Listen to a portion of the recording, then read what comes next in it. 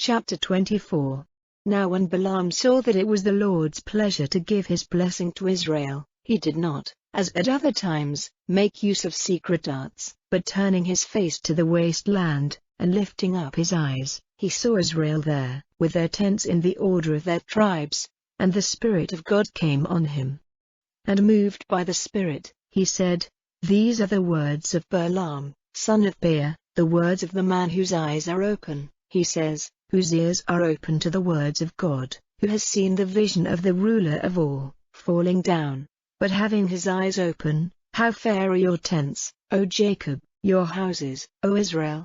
They are stretched out like valleys, like gardens by the riverside, like flowering trees planted by the Lord, like cedar trees by the waters.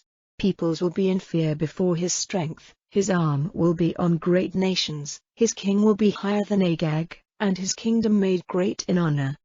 It is God who has taken him out of Egypt, his horns are like those of the mountain ox, the nations warring against him will be his food, their bones will be broken, they will be wounded with his arrows. He took his sleep stretched out like a lion, and like a she-lion, by whom will his rest be broken?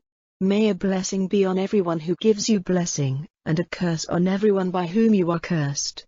Then Balak was full of wrath against Balaam, and angrily waving his hands he said to Balaam, I sent for you so that those who are against me might be cursed, but now, see, 3 times you have given them a blessing. Go back quickly to the place you came from. It was my purpose to give you a place of honor, but now the Lord has kept you back from honor. Then Balaam said to Balak, Did I not say to the men you sent to me, even if Balak gave me his house full of silver and gold, it would not be possible for me to go outside the orders of the Lord, doing good or evil at the impulse of my mind. Whatever the Lord says I will say.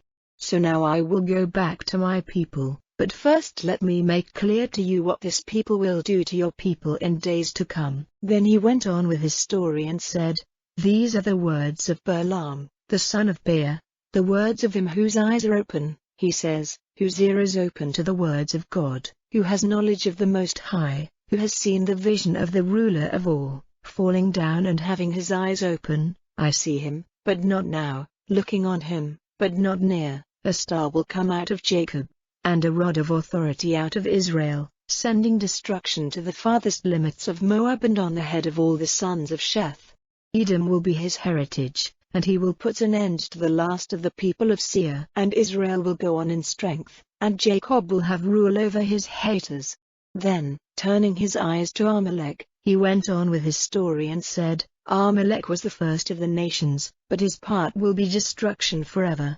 And looking on the Kenites he went on with his story and said, Strong is your living place, and your secret place is safe in the rock.